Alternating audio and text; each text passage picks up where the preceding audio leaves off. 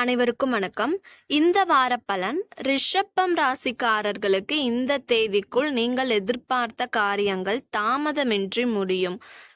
வார பலன்ல இந்த வார பலனா ரிஷப ராசிக்காரர்களுக்கு என்ன சாதகமா இருக்கும், என்ன ஃபேவரா இருக்கும் அப்படின்றத பார்க்கலாம். முக்கியமான கிரகங்கள் லாபஸ்தானத்தில் இருப்பது சிறப்பு. ராசிநாதன் லாபஸ்தானத்தில் உச்சம் பெற்று இருக்கிறார். ராசியில் குரு இருக்கின்றார்.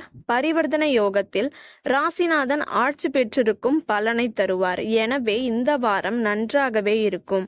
எதிர்பார்த்த காரியங்கள் தாமதமின்றி முடியும். நிதி நிலைமை நன்றாக இருக்கும். 11ஆம் இடத்தில் இருக்கும் ராகு சுக்கிரனுடைய பலனை அதிகரித்து தருவார். கலைஞர்களுக்கு நல் வாய்ப்பும் புதிய ஒப்பந்தங்களும் கிடைக்கும்.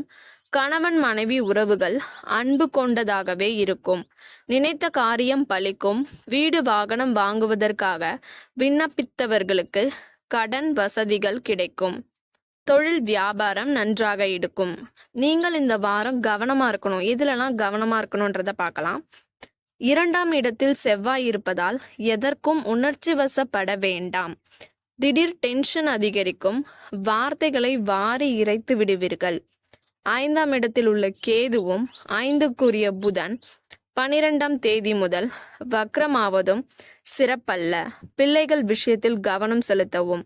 நீங்கள் செய்யும் சிறிய தவறுகளும் பெரிதுபடுத்தப்படும். அவசர முடிவுகளை தவிர்க்கவும்.